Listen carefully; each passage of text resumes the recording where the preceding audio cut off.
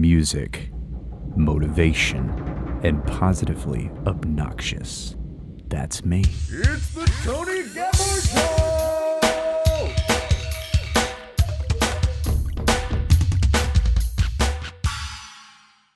Hey guys, this is the Tony Gebhard Show, episode number 4 of season 2, and I'm just like beyond excited. I feel like the guests just keep getting better and better. And let me just say, that doesn't invalidate anybody else that's been on the show.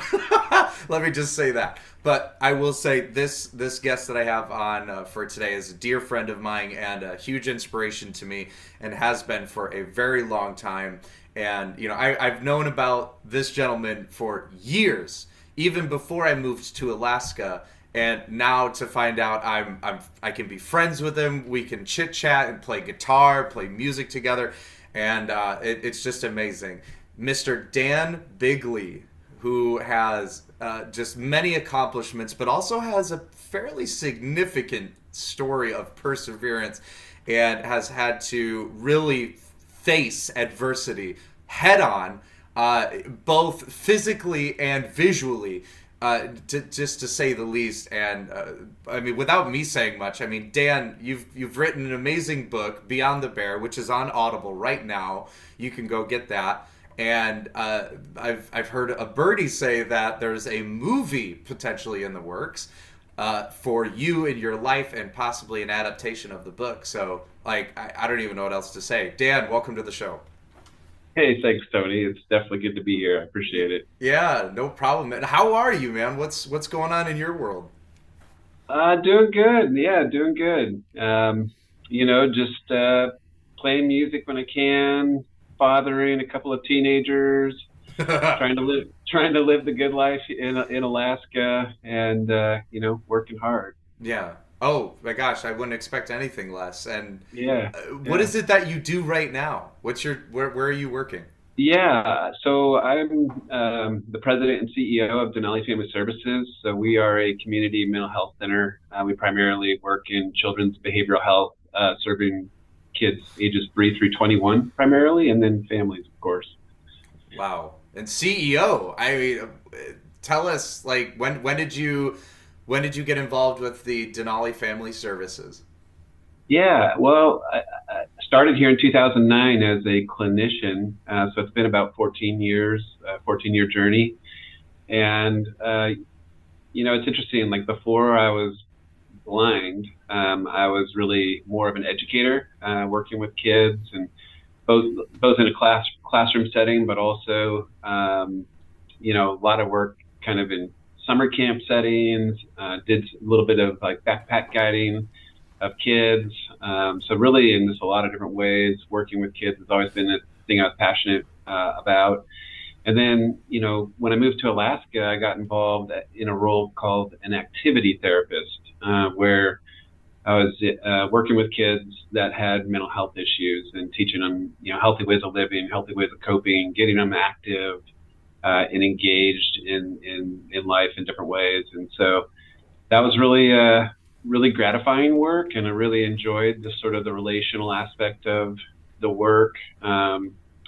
It's pretty cool when you can get paid to basically be in relationship with kids, which is essentially what that was. And dude, right on. Yeah, it was pretty cool. Yeah, well, so I was taking kids mountain biking and frisbee golfing. And anyway, so after the bear, when I became blind, I really thought hard about sort of like what's next, and I really wanted to stay in mental health, and so pursued that master's degree and pursued my career in mental health, working as a clinician to start, and here I am 14 years later.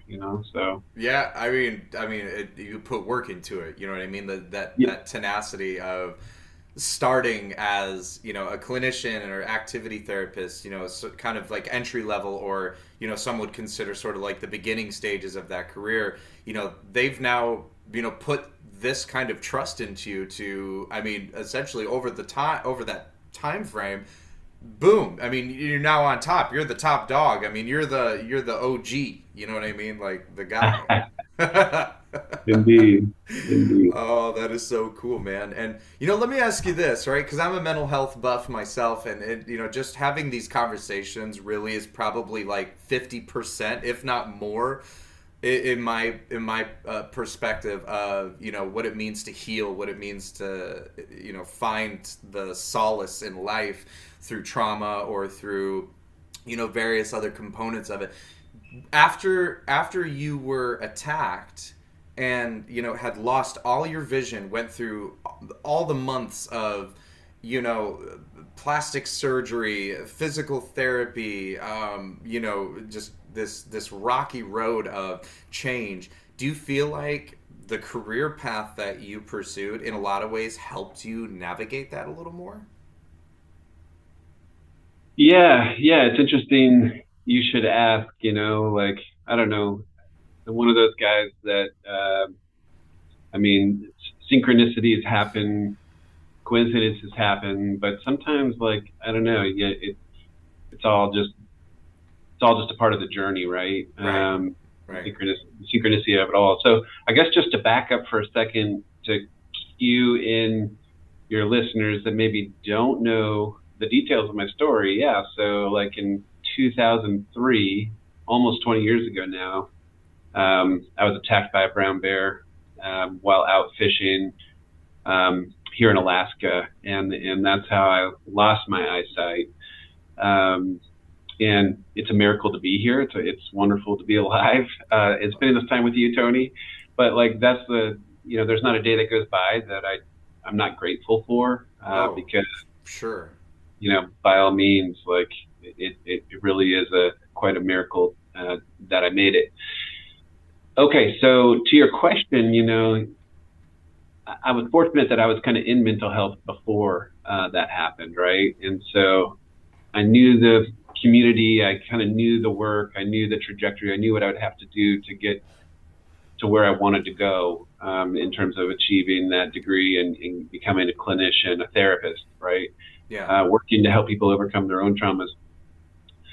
At the same time, I definitely had to dive deep into my own work. And that's really where the journey had to start. And so long before I returned to Alaska, so I had to, go to San Francisco to get medical care that wasn't available in Alaska. It was there that I started both the rehabilitation for the blind, like learning how to live my life as a blind person. That's where that journey and process started. Started with just some basics, sort of in the house that I was, rehabbing in, with somebody from, the county that would come and help me with some basic activities of daily living type stuff and basic orientation mobility type stuff. And then, from there, kind of ended up going to a school down there in the East Bay, where it was definitely a deeper dive into all things living blind and functioning, blind at a reasonable level. And then, but throughout that entire period, I was also seeing a therapist. It started as a once a week thing. And then once my timeline and my goal to return to Alaska kind of became clear, I actually ramped it up. And for a while was doing my own therapy actually twice a week. And I think that really invigorated my dream and goal of working in mental health, because my own work, the journey of doing my own work was super impactful and super helpful. Yeah. Really empowering, which is like the opposite experience of trauma, right? Like in trauma, it's powerlessness, it's helplessness, and in some cases, when it's really bad, it's hopelessness. And so, to kind of be able to untangle the pieces and figure out, how trauma has an impact in our lives. Sure. And then to learn the tools and do the work that can kind of help you find your way out of the tunnel, out of the maze. Sure. It was really just quite incredible. And I really just became emboldened to share that healing journey, with others. And so, yeah, that kind of, And then to your question, like, did my work help me? You know, in so many ways, yeah, absolutely it did. And, you know, obviously through the education and just like, you know, I've been now in the field for 20 years. And so you pick up a lot over that period of time. But also, I'll say that in the process of writing the book, like that was also a surprisingly cathartic experience. And, you know, what I've learned in mental health is that actually having that coherent narrative, there's a lot of healing capacity, a lot of healing that can take place just through the process of not only writing the narrative, forming the narrative, but really sitting with it. And so for me, of course, writing the book and then editing it, and, you know, geez, I must have read that book 100 times and reworked every paragraph and every chapter. And one of the most interesting things is, like, even though we went through it sort of working on it chapter at a time, bringing each chapter, like really working each chapter before we would move on to the next one. So it really wasn't until the very end when I started to read the whole book from cover to cover, where the arc of the story, it's like I would tell myself and I would tell others that my story was not just about a bear mauling. Like, there were so many other parts and pieces. Like, there was a love story wrapped up in it, and there's a story about resilience. Sure. And, you know, well, I mean, you see it in the title, right? Beyond the bear. Yeah, like, there's more so than pieces. Yeah. But I think I didn't really, maybe on some deep in my heart place, believe that it was more than a bear mauling myself until reading that book from cover to cover and just bawling my eyes out as I was reading it, and just really seeing the beauty and the humanity of it all. It's like I had to feel that on a different level. And so writing the book actually was a surprisingly therapeutic thing. Oh, I can imagine. Yeah. You know, it's the same way with me and writing music, and you can probably relate to this as well, is that, you know, when you have this creativity and therapeutic process of, you know, articulating your feelings, your traumas, your moments of anxiety and depression, when you put that out into content that is feasible in some fashion, you're now looking at it from another angle, another perspective. So it doesn't become as biased as it once was. You're now able, in a lot of ways, you know, when I listen to my latest album that I'll be putting out at some point, right? I'm now able to see, like, okay, that's what I was going through at the time. Now it makes sense. It makes, you know, things are, hindsight's 20/20, right? It's well said. Yeah, for sure.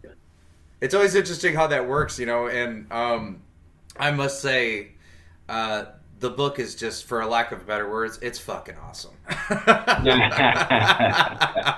Thanks, man. It is. It's a very, very good read, and you know, there were several points in the book where I myself found myself in tears, and I think one of the more special moments was just the amount of perseverance your friend had when you both were attacked. You know, to go get help, to go find someone to come and save you. Yeah. You know, it's just, I was freaking out the whole time. I'm like, oh my God. You know, I was thinking, is he gonna die? And I'm like, of course he's not dead. He's here. You know? Yeah, I know. You make that moment so vivid and so cohesive. Like, I'm right there in the moment, experiencing that just terrible incident. And you know, I goodness gracious, and just the love story was also such a beautiful read as well. And, you know, and it helped patch some things between my fiance and I, even, you know, just helped. It got me thinking about marriage. It got me thinking about, what does it mean for sacrifice and for patience? You know, those are the biggest, I think, like, themes that I took away from the book when I read it, was patience and sacrifice. Yeah. No, that's cool. And so, you know, with Amber, like, obviously she made a lot of sacrifice and was very patient, and, you know, her her decision to stick with me, stick by me was, I mean, she deserves so much credit, obviously, like what a remarkable woman. Right. But, you know, I think the other piece to that for me was a big part of my healing, big part of my resiliency, big part of my journey was, you know, making sure that if there was going to be a relationship, whether it was with Amber or anybody else, that it had to be based off of my own merits. Like it had to be based off of the basic, you know, facts of what value do I have to bring to a relationship. Right.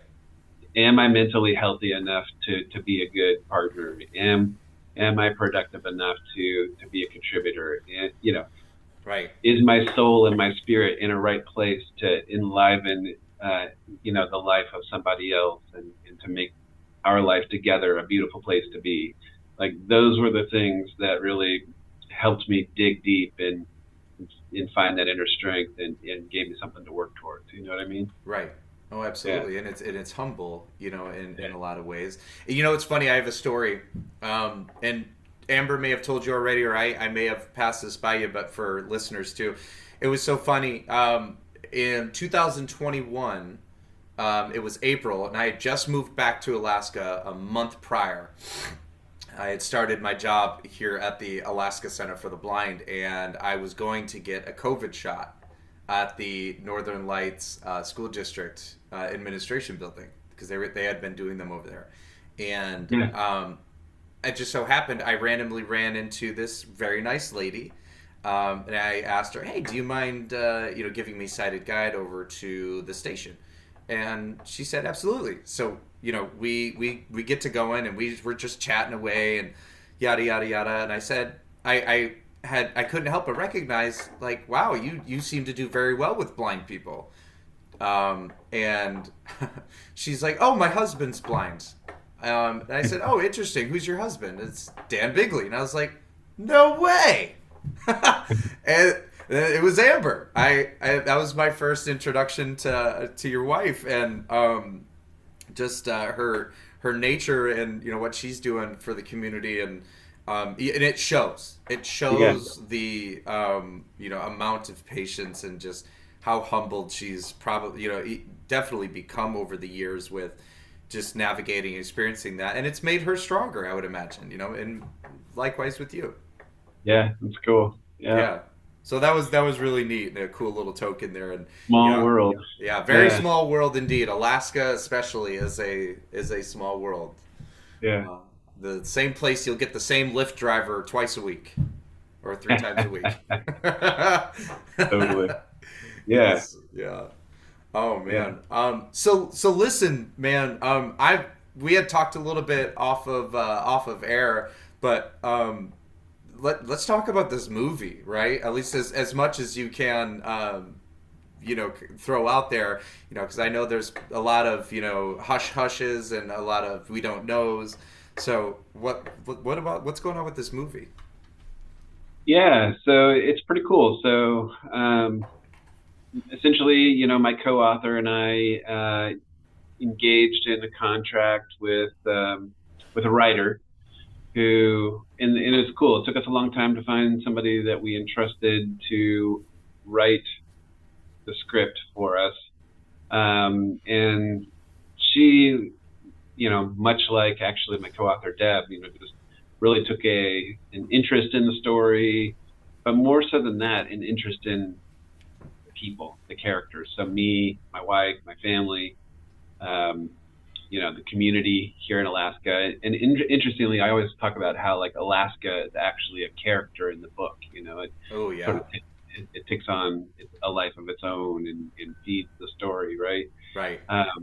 And so anyway, so she, you know, was really interested and committed, and she ended up contracting with us to write it on speculation, meaning she wasn't going to get paid to write the script until we actually sell the rights, you know, for the movie and things like that. So that was a cool thing that happened part one, you know. And so now, fast forward, we actually have a script. It's completed. It's written. our team, consisting of, my co-author, myself, and now the screenplay writer, and all of our various other team members behind the scenes, agents, managers, etc. We've gotten into contract with 2 producers, and so that's pretty awesome. They're really, really good people. They've done a lot of things over the years, and they're really active in the space. So it's like the real deal. But like some people know, like the most similar type of work that, like as far as like somewhat recent, big screen movie type of things would be the movie Sully. Wow. That was about the airplane pilot that landed the plane in the Hudson River. Wow. Yeah, directed by Clint Eastwood. So that was one of their pieces of work that they're producers on. But everybody knows them probably first and foremost, even if they don't know the producers. One of their first big things that put them on the map was the Christmas movie Elf with Will Ferrell. Oh my gosh! Wow. Yeah. These guys are the real deal, and it's super cool to have them on the team now. And so, yeah, between the writers teams and the producers, like they're connected through various agencies like CAA down in LA, and basically they're getting the script out to a lot of actors, actresses, producers, directors, and at this point we're just trying to go through the process of adding pieces to the snowball. And every time you add a piece, so like adding the producers was big, right? And yeah, that's huge. We get to the point of like adding a big actor, let's say, for example. Well, every piece you add, it's like then the snowball gets bigger and bigger and starts to get more of a gravitational force. Yeah. Where all of a sudden more people want to sign on. You know what I mean? Yeah. Well, I vote that Dwayne "The Rock" Johnson plays you. That's my vote. Do you hear me, Hollywood? Let's go. Clearly. Indeed. Oh man. Oh, that is just so exciting. Like, talk about a boost, and just the I'm sorry to interrupt you there. It's just full of the adrenaline. Like I'm vicarious right now. Yeah. It's exciting for sure, and it's also a long term. It's the long game, and so it's really just about letting the process play out, and these things take time to come together, and so just being patient and holding that excitement for the project. Yeah. Oh, for sure. Well, in Hollywood is Hollywood. It's a big game. Everyone's looking for their next best script, and I think just with the amount of inspiration and the big message that can be sent through this movie. I mean that's where my mind's at. Like, what kind of message can you convey in a script like that? Yeah. Well, it's pretty cool, yeah, and it's also fun/funny. As a typical, I'm sure, like any of your listeners out there who have visual impairments will probably find the humor in this and be able to relate to this, because for folks that don't know blind people, like there's all kinds of like assumptions, right? Oh. And so in going back and forth with my writer, for example, one of the things that appeared in the very first draft of the script was this ridiculous pattern where I seem to inexplicably just fall over from time to time. What? Misrepresentation much? Maybe? Yeah. It's like, no, we're not like that. I mean, we're... Yeah. I'm like, okay, that's not really a thing. Like, we don't just fall over. Oh. I was like, we can't do that. We gotta fix that. Well, here's something I respect a lot. Let's talk about this for a second. One of the big things that we talk about on the show is inclusivity, and as someone who is blind, like yourself, you're in blind. You understand blind culture and what they say, blindisms, if you will, sure. Right? Yeah. It's actually you're in a good place because Hollywood has not represented blind people as well as we had hoped. Like In the Dark, right, on Netflix. Have you seen that? Yeah, I have. Great show, really great show.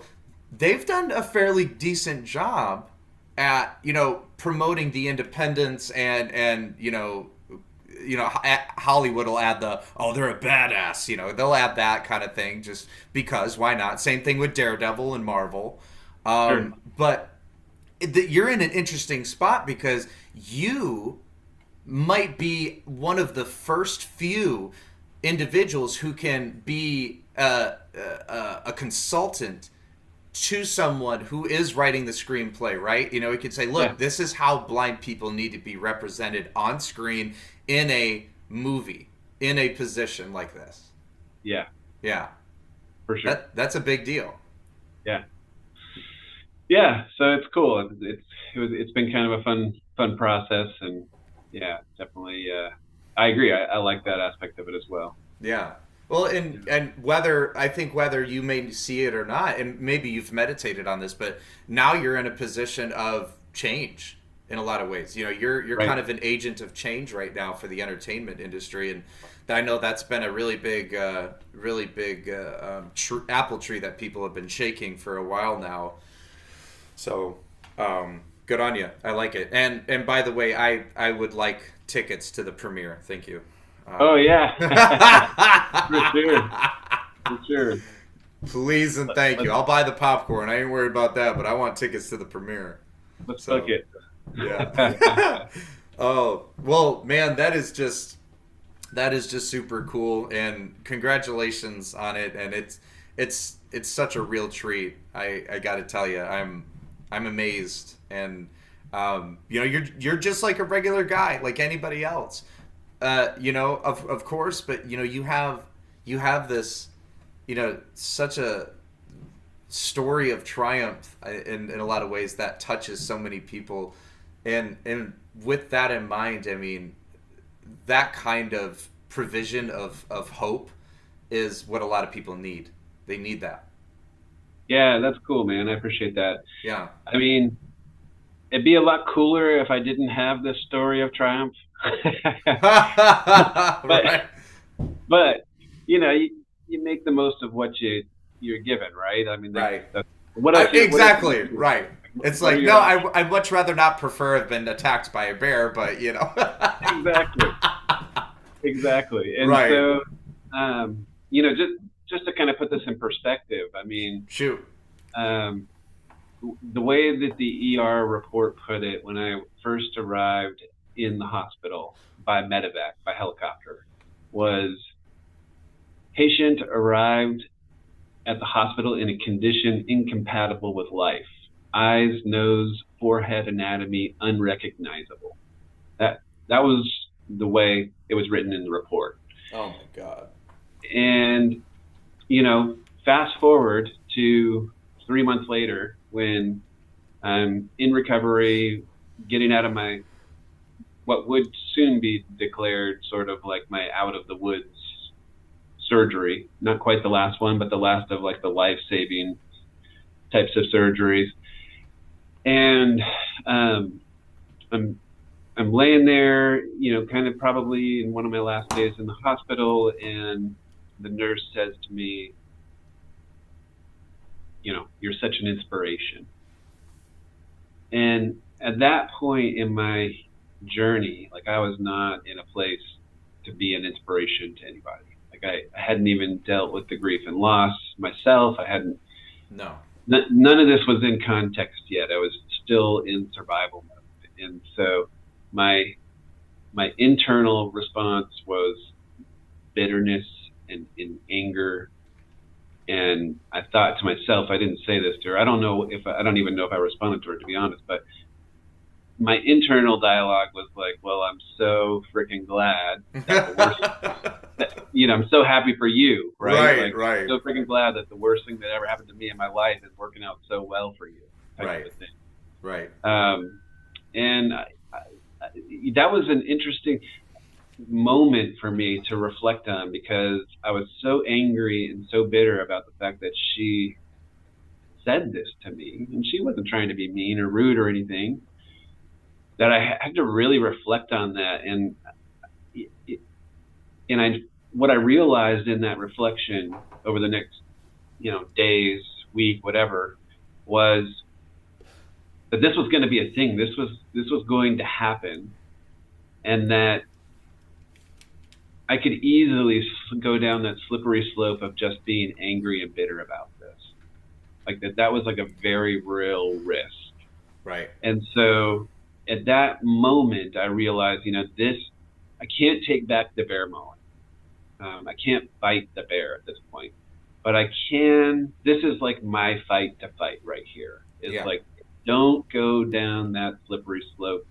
Don't fall into anger. Don't fall into bitterness. Pull yourself off of that ledge and find your best way forward, Right. And so anyway, that kind of, for me, was like a pretty significant turning point in the whole sequence of things. And over the years, you know how it is. It's not a straight line, right? Like you fall back into those pits sometimes. You fall back into, for me thinking or whatever. And, the trick is always just to let yourself go there, indulge yourself, and then get out of that place, Right. You have to. You have to. Yeah, for sure. So.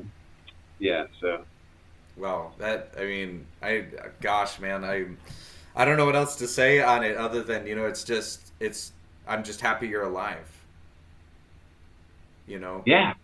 Me too, man. And the fundamentals. And not just alive, right? Like, but living fully, living engaged. You are living engaged. Because the other thing I've reflected on, for anybody, no matter what kind of disabilities, whatever kind of, mental health issues, or whatever kinds of stressors that people go through in life, could be a divorce, car accident, could be anything. For me, it was bear. And that when stuff in life happens, brings you to your knees, whatever, it's like one way that humans respond is to disengage from living fully, And in my own reflection of my own condition as a totally blind person, I've thought to myself that level of disengagement basically measures my level of disability. And so the more disengaged I become, the more disabled I become, and the more engaged I become, the less disabled I become. And so it's like this inverse and proportional relationship. And some days you wake up and you don't want to do the things. Sometimes when you're doing it, you might be anxious or scared or afraid of failure. But like, that's the work, right? Like, that's the challenge. Like, and that's kind of become my meditation, is like, how do I push myself into that space enough times over a long enough period of time to where that becomes more and more comfortable. Sure. To be uncomfortable. It's like yoga, in yoga they talk a lot about pushing yourself to become comfortably uncomfortable. Yeah. Oh man, preaching to the choir. Do you have a workout routine? I do. Oh, good for you. That's awesome. Yeah. I just started back up recently, so I feel you there. That's awesome. Yeah. That's important. It is. It's cool. It's part of our flow, part of our jam. Yeah, that's good. Yeah. And what are you doing with music these days, man? What are you listening to? Oh man, well, I listen to just about everything. Like, I'm kind of like a no wrong doors type of a music consumer. But probably some of my tops. I mean, I'm like, at its core, I'm probably like straight, like, like, let's put it this way. When I finished high school, I was like way into the Grateful Dead, Fish, jam band. You are such a hippie. Totally hippie, right? Yeah. Like full on. Drove around in my Volkswagen bus, Yep. skiing a lot, sleeping in parking lots at ski areas, living life. Yeah. But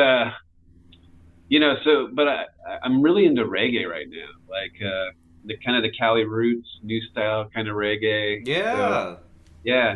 So that's been a big musical inspiration. I've always kind of been into reggae too, but that's kind of been a big musical inspiration for me lately. So actually recorded an album, came out in 21, I want to say, 2021, and under the name Cedar Roots.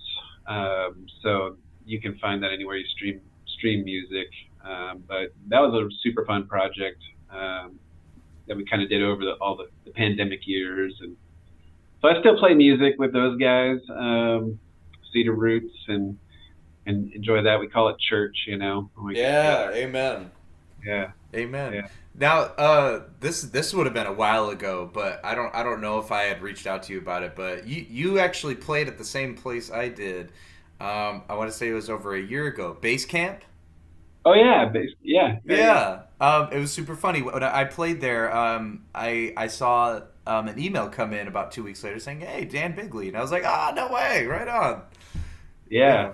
Felt a little hostile. Those are cool gigs. Yeah. Yeah, it's intimate. I like the intimate ones. You know, just the smaller, really, confined, and just it gives that communal feeling. Totally. You know what I mean? So. And there's like a high level of engagement where people are like truly listening.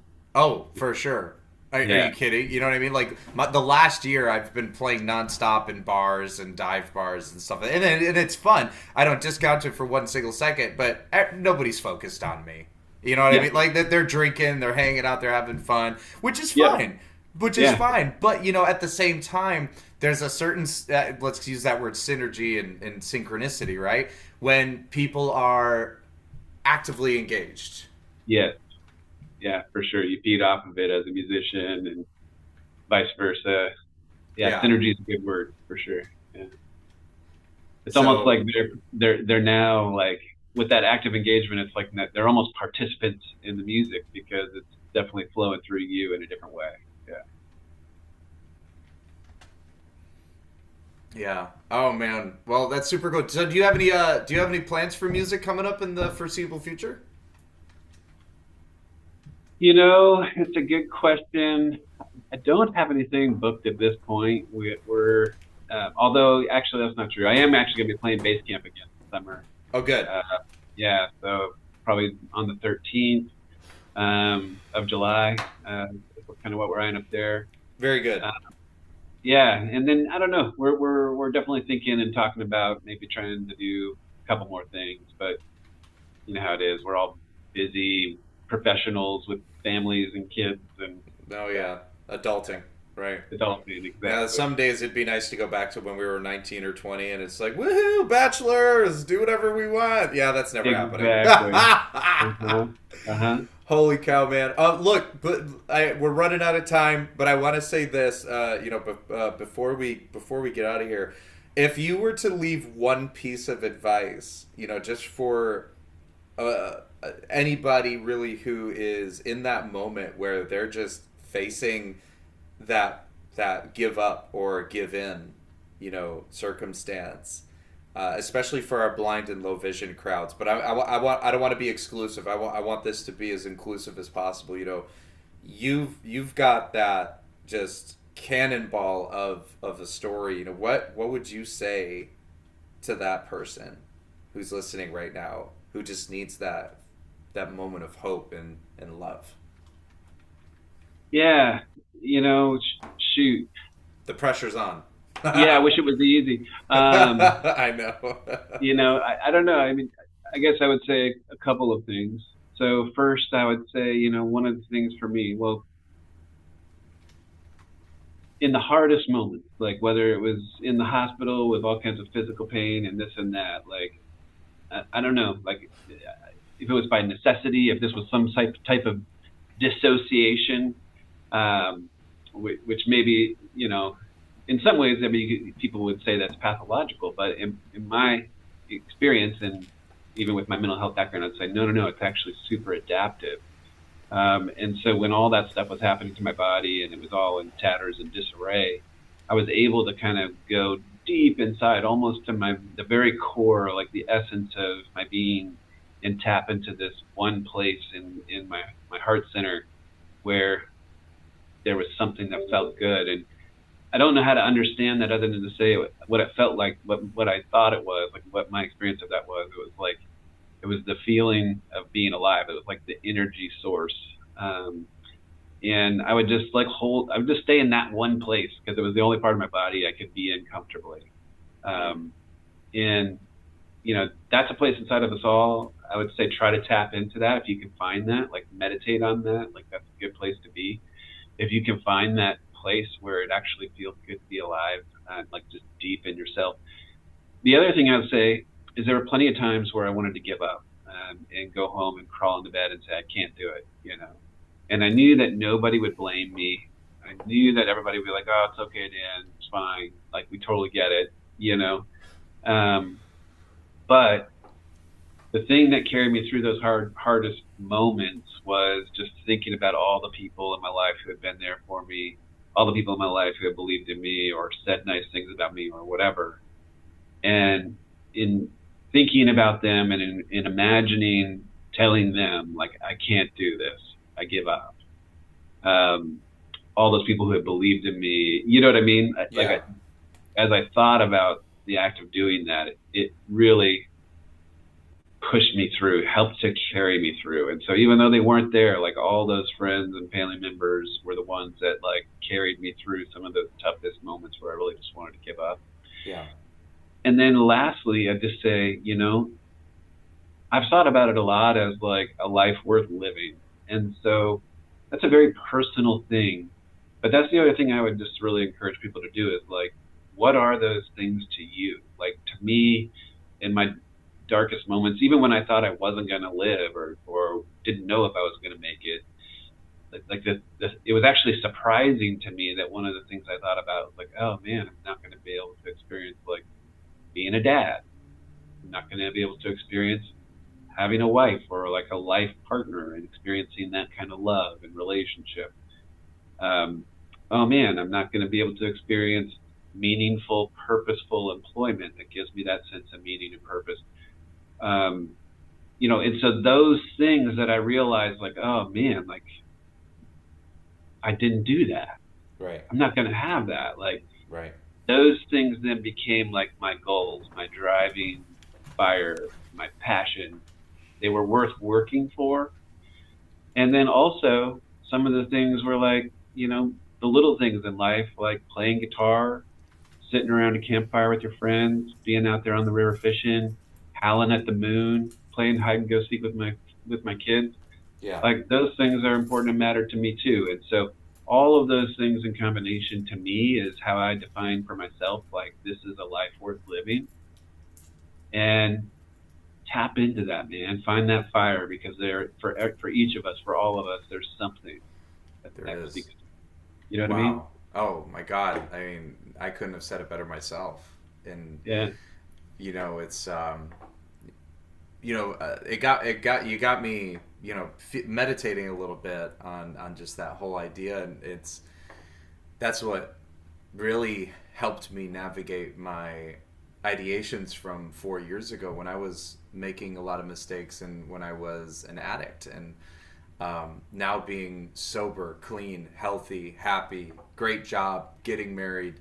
It's just all of that. You said it perfect. It's that feeling of being alive, and it's so inexplicable. You can't put something tangible to it. Almost, it's there.